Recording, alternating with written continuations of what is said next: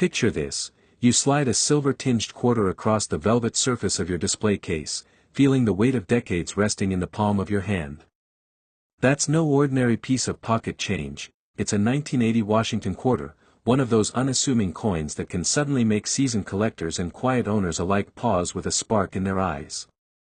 What if I told you this common date holds stories of minting anomalies worth hundreds, even thousands, of dollars to someone who knows exactly where to look? Today, we're unpacking every gleam and grating nuance of the 1980 quarter, from its Civil War-era lineage to the tiny mint mark quirks that separate a run-of-the-mill specimen from a marquee investment. Pull up a chair, dust off those magnifiers, and let's roll right into history. No hokey theatrics, just pure coin-collecting gold. Long before the United States was shifting to clad coinage in the mid-1960s, quarter design was firmly rooted in John Flanagan Profile of George Washington, first issued for the bicentennial of our second president.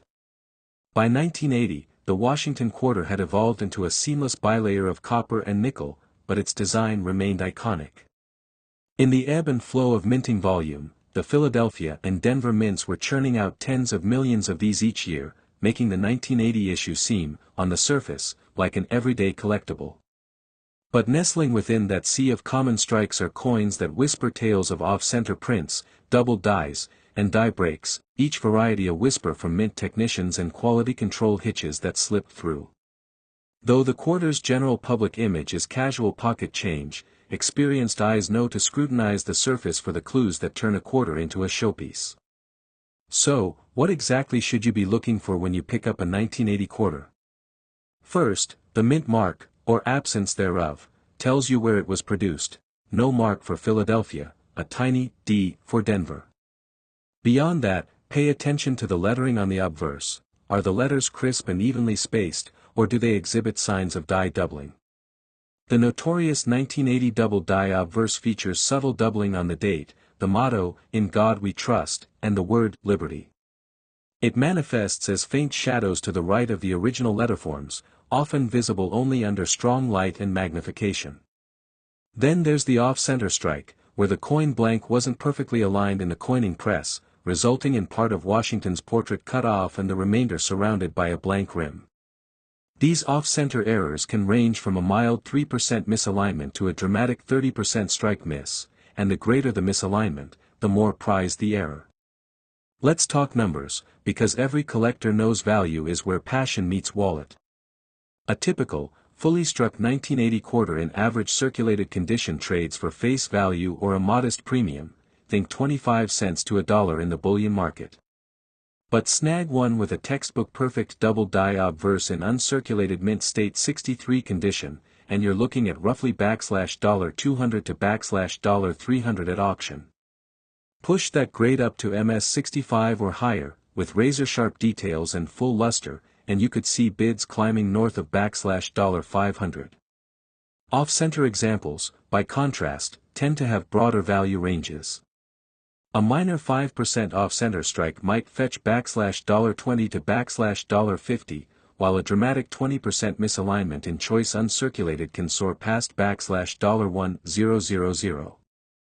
The record for museum quality, flawless double die obverse 1980 quarter recently topped $1,200 at a specialist auction, a stark reminder that even modern issues can dominate headlines when condition and error converge.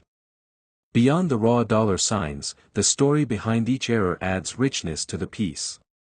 Consider the local collector who stumbled upon a basket of unsorted rolls in his grandfather's attic.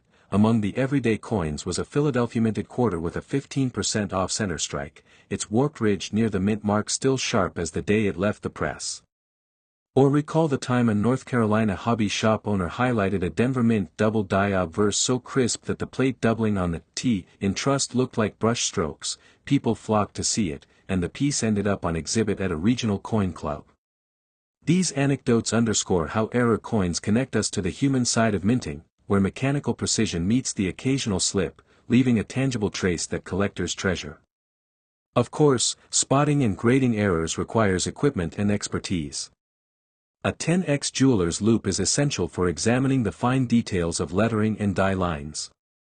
For off-center strikes, lay the coin flat and tilt it under bright light. If you see a clean, crescent-shaped blank rim opposite the design, you might have an error worth investigating.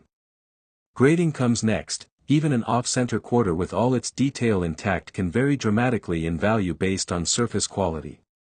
Mint state grades are your friend here. MS60 to MS65 generally signifies full luster and minimal contact marks. Anything MS66 or higher is cause for real excitement, especially if secondary dye polish or small hairlines are absent. Let's break down condition-based values in more detail. A circulated but error-free 1980 quarter, with light wear and hairline shields, remains par for the course at face value. Jump to about uncirculated, 50 to 58 Australian dollars, with most original mint luster intact and only minor friction, and you'll see small premiums, perhaps $1 to $3 for a clean specimen. In mint state, MS60, MS63, prices firm up $5 to $10 for standard strikes, $50 to $150 for double dyes, and off-center error starting around $100. From MS64, MS65, premium spike, common strikes can hit $20 to $30, while niche varieties climb to $500 or more. Ultra-high grades, MS66 and above, operate in entirely different realms. A pristine Denver double dye obverse can command upwards of $600, especially if it proves consistent under third-party grading scrutiny. Auction records offer the clearest testament to this coin's appeal. At a recent heritage auction, a near-perfect MS65 double dye obverse 1980p fetched $1050, nearly 10 times its typical listing price. In another sale, a bold 25% off-center error graded MS64 drew a final bid of $200, far eclipsing the seller's original $300 estimate. These headline-making results aren't anomalies, they're proof that, for those in the know, the 1980 quarter remains a fertile hunting ground long after most modern issues fade from consideration. Next up, we'll shift gears to unlock the secrets of the 1988 Washington quarter, another date hiding its own tapestry of errors, values, and stories that could transform your collection. So hold that thought, and get ready to explore how a coin from just a few years later can carry its own brand of rare magic. Sliding that last quarter back into its flip, you've already felt the thrill of discovering minting mischief in a modern-date issue. Now let's turn our attention to a near-contemporary sibling, the 1988 Washington quarter. At first glance, it might seem like just another face-value 4 bits tossed into circulation during the late 80s surge of pocket change. Yet hidden within the millions struck between Philadelphia and Denver are anomalies and pristine survivors worth far more than their 25-cent denomination, if you know what to look for and where to find it. By 1988, the Washington quarter design had been in continuous production for over 4 decades. John Flanagan portrait of our first president still graces the obverse, while the reverse bears the heraldic eagle with outstretched wings.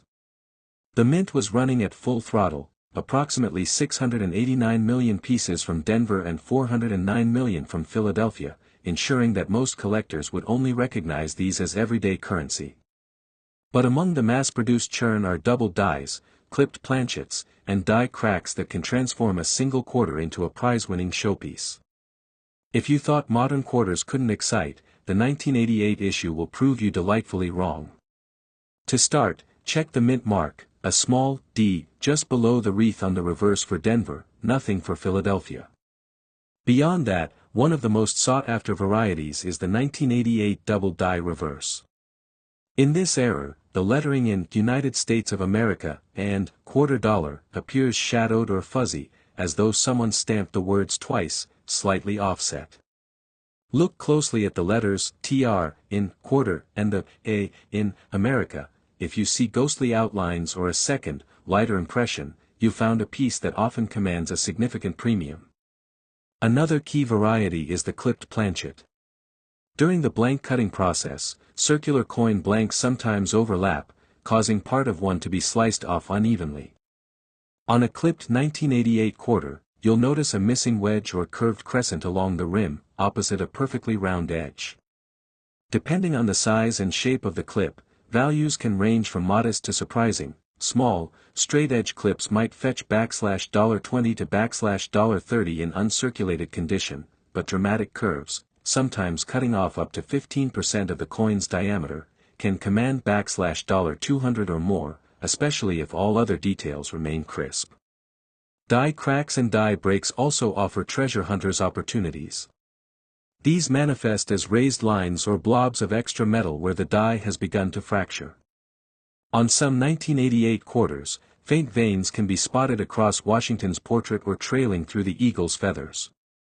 One notable variety, nicknamed the hammer handle crack, shows a prominent raised line starting near the rim at 8 o'clock on the reverse and arcing toward the eagle's left foot. Collectors prize these nicknames because they point to a consistent spot and pattern, key for identifying the variety quickly. Of course, genuine errors are only half the story. Condition dictates real value. A heavily worn double die reverse in circulated condition might barely eclipse face value, perhaps selling for $1 to $3 to a beginner set. But find the same reverse error in a brilliant mint state 63, and you're looking at $150 to $250. If you push that to MS65, expect bids between $350 and $500, depending on overall eye appeal, surface marks, and color preservation. Clipped planchets follow similar trajectories. Minor clips in MS60 can be $30 to $50, whereas dramatic curves in MS64 or higher can exceed $400 at auction. Let's anchor those figures with real-world examples. At a recent Stack's Bowers sale, an MS65 1988 D double die reverse realized $480, triple its pre-auction estimate when two passionate bidders squared off. In a separate Florida regional auction, a 10% clipped planchet graded MS64 soared to $375, delighting the consignor who had purchased it for just $50 a few years earlier. These headline-grabbing results illustrate that modern errors can be as lucrative as classic rarities, if you're vigilant and patient in your search. Beyond auction houses, stories of serendipitous finds continue to surface. A New York soda machine operator discovered a 1988 D quarter missing its entire reverse legend after a batch of slugs mistakenly went through the press. The resulting blank reverse error, graded $55 Australian with light wear, sold privately for $200. Meanwhile, a Pennsylvania coin dealer once exhibited a roll of 20 quarters with consistent die cracks running through every coin. The collector who bought that roll essentially walked away with 20 mini error sets for less than $5 per coin. But value isn't only about errors. High-grade, error-free 1988 quarters in full mint state also attract attention. While many unsearched rolls hide flashy mistakes, pristine specimens untouched by circulation and handled minimally at the mint can be tough to locate. A top-tier MS67 earned $225 at a recent Whitman Expo, a price that would have seemed implausible 10 years ago. That appreciation reflects a growing demand from collectors seeking completeness in their modern Washington sets, especially for dates once considered too common to merit grading. Turning to condition-based breakdowns, let's consider the tiers. Circulated average specimens without errors stay at face value. 50 to 58 Australian dollars examples, with partial luster and only light friction, see small premiums $1 to $3. Mint state land begins at MS60, where standard strikes trade for $5 to $10, but doubles or clips start around $50. MS63 typical strikes might hit $15 to $25, while specialty errors escalate to $200 and above.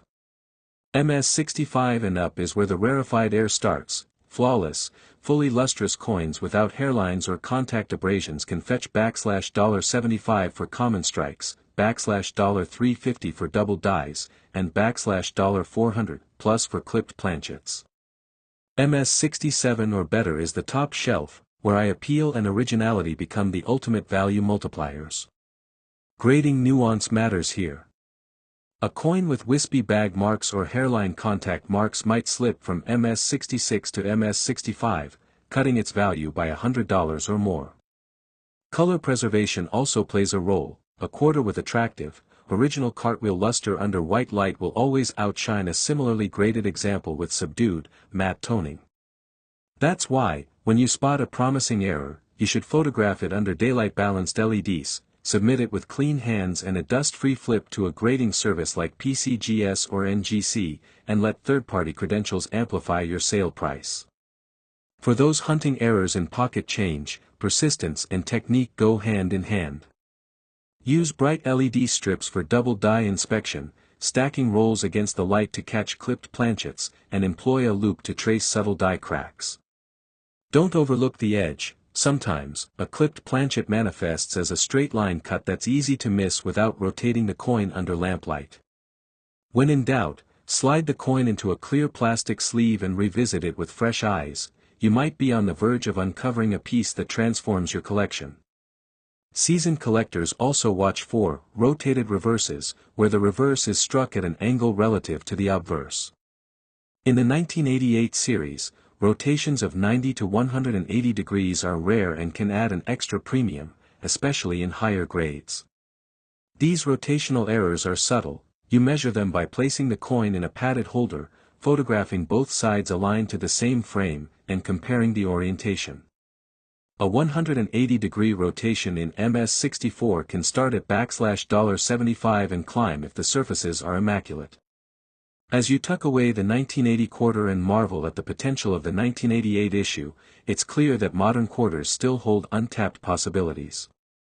From double dies to clipped planchets, die cracks to rotated reverses, each variety tells a story of mint processes, mechanical quirks, and the human element in mass production. And as the market for these coins continues to heat up, finding that next rare piece could be as simple as digging through the coins in your pocket. Keep that loupe handy, your next numismatic treasure might be just a flip away.